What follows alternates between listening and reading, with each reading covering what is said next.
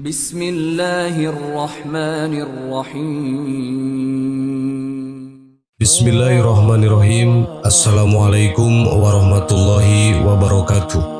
Sahabat yang beriman, disangka alim, orang ini justru disebut paling zalim menurut Al-Quran. Al-Quran telah menjadi petunjuk bagi siapa saja umat Islam yang mau bertakwa kepada Allah Subhanahu wa Ta'ala. Di dalamnya terdapat pembeda sifat orang Muslim dan sifat orang kafir. Selain itu diberitahu juga manakah orang yang baik di sisi Allah dan mana pula orang-orang yang zalim. Sesungguhnya Al-Quran diturunkan dengan bahasa yang paling sempurna dan bisa dikatakan sangat berkelas. Hal ini pula terdapat dalam surah Al-An'am ayat 93 di mana Allah berfirman, "Dan siapakah yang lebih zalim daripada?" Penggunaan kata lebih zalim mengandung makna sindiran bahwa orang di dalam ayat tersebut memiliki sifat paling zalim. Dan benar saja bahwa ada dua ciri manusia yang disebut oleh Allah sebagai orang yang paling zalim. Akan tetapi ternyata keduanya justru terlihat alim dalam pandangan kaumnya, bahkan dimuliakan. Siapa sajakah keduanya tersebut? 1. Orang yang berdusta atas nama Allah. Kelanjutan ayat tersebut yaitu, ialah orang yang mengadakan kedustaan terhadap Allah atau berkata telah diwahyukan kepadaku. Secara khusus ayat tersebut ditujukan kepada nabi palsu pada zaman Rasulullah yakni Musailimah al-Kadzab. Akan tetapi ayat tersebut pula secara umum ditujukan pula kepada orang yang mengaku sebagai nabi atau utusan Allah, seperti Ahmad Musaddiq ataupun Mirza Ghulam Ahmad. Padahal tidak ada nabi atau rasul setelah Nabi Muhammad SAW, dan memang tidak ada wahyu terhadap orang-orang tersebut dari Allah. 2. Orang yang mengaku menyamai Nabi. Selanjutnya ayat tersebut menjelaskan bahwa ciri yang kedua adalah orang yang mengatakan saya akan menurunkan seperti apa yang diturunkan oleh Allah. Menurut Ibnu Katsir, tafsir ayat tersebut ialah orang yang mengaku bahwa dirinya mampu menandingi wahyu yang diturunkan oleh Allah dengan perkataan yang diada-adakan.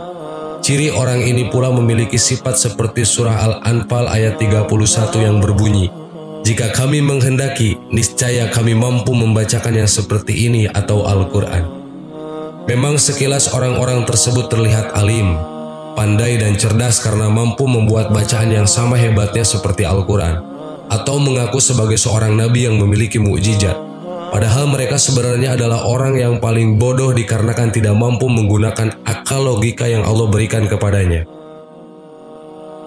Sahabat yang beriman, semoga Allah senantiasa meneguhkan keimanan dan keislaman kita. Amin.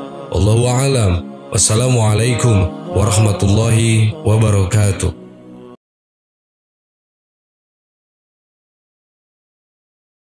Bismillahirrahmanirrahim. Assalamualaikum warahmatullahi wabarakatuh. Sahabat yang beriman, Fir'aun dan Iblis merupakan sosok yang memerankan tokoh antagonis dalam skenario kehidupan manusia. Setiap kisahnya membahas tentang kejahatan serta laknatnya kedua makhluk ini. Fir'aun adalah manusia biasa yang mengaku sebagai Tuhan. Ia menghalalkan berbagai cara untuk menyamakan dirinya dengan Sang Pencipta. Sedangkan Iblis menjadi musuh nyata yang menjerumuskan Bani Adam menuju jalan kesesatan agar bersama-sama masuk ke neraka. Begitu mengerikan keburukan keduanya, sehingga manusia diperintahkan untuk menguatkan iman dan takwanya. Meski sikap mereka demikian buruk, ternyata ada manusia yang dianggap lebih buruk dari keduanya. Seperti apa cirinya? Berikut ulasannya. Tidak terbayangkan bagaimana mengerikannya jika seorang manusia dianggap lebih buruk dibanding keduanya. Pasalnya baik Fir'aun maupun Iblis saja sudah demikian jahatnya. Bagaimana jika lebih buruk dari mereka? Pasti hal-hal yang dilakukan oleh manusia yang lebih buruk ini akan lebih buruk pula dibanding keduanya. Ternyata tidak demikian adanya, karena cirinya sangat sering sekali terlihat dan dialami oleh manusia. Bahkan di antara kita juga sering melakukannya. Ciri manusia yang dianggap lebih buruk dari Fir'aun dan Iblis adalah tidak mau memaafkan kesalahan orang lain. Hal ini sangat sering terjadi dalam kehidupan. Memaafkan ternyata bukan perkara mudah. Namun bukan berarti manusia boleh tidak memberi maaf orang yang telah berbuat kesalahan. Hal ini tertulis dalam kitab An-Nawadir karya Syekh Syihabuddin Ahmad Ibnu Salamah Al-Misri Al-Qulyubi Asy-Syafi'i. Dikisahkan suatu kali iblis mendatangi Fir'aun dan berkata, "Apakah kau mengenaliku?" "Ya," sahut Fir'aun. "Kau telah mengalahkanku dalam satu hal." "Apa itu?" tanya Fir'aun penasaran. "Kelancanganmu mengaku sebagai Tuhan. Sungguh aku lebih tua darimu, juga lebih berpengetahuan dan lebih kuat ketimbang darimu, tapi aku tidak berani melakukannya." "Kau benar, tapi aku akan bertaubat," kata Fir'aun. "Jangan buru-buru begitu," bujuk iblis laknatullah. "Penduduk Mesir sudah menerimamu sebagai Tuhan. Jika kau bertobat, mereka akan meninggalkanmu, merangkul musuh-musuhmu dan menghancurkan kekuasaanmu hingga kau tersungkur dalam kehinaan." "Kau benar," jawab Fir'aun. "Tapi apakah kau tahu siapa penghuni muka bumi ini yang lebih buruk dari kita berdua?" Kata iblis, "Ya, orang yang tidak mau menerima permintaan maaf orang lain, ia lebih buruk dariku dan darimu." Dari Abu Hurairah radhiyallahu an, Rasulullah shallallahu alaihi wasallam bersabda, "Barang siapa yang didatangi saudaranya yang hendak meminta maaf, hendaklah memaafkannya. Apakah ia berada di pihak yang benar ataukah yang salah? Apabila tidak melakukan hal tersebut atau memaafkan, niscaya tidak akan mendatangi telagaku di akhirat." Hadis riwayat Al-Hakim. Memang perkara memaafkan tidak semudah membalikan telapak tangan. Terlebih jika kesalahan yang dibuat demikian menyakitkannya hingga menjadi luka yang teramat pedih. Namun hal itu bukan menjadi alasan untuk seseorang tidak memaafkan kesalahan orang lain. Karena ternyata Allah Subhanahu wa Ta'ala akan membalas pemberi maaf dengan hal yang begitu istimewa.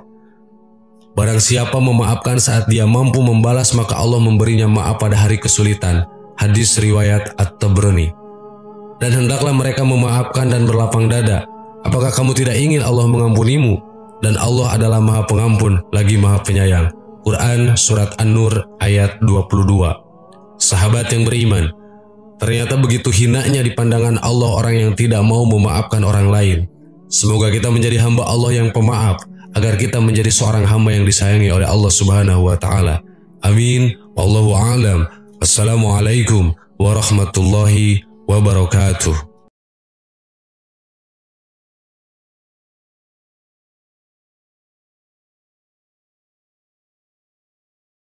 Subhanallah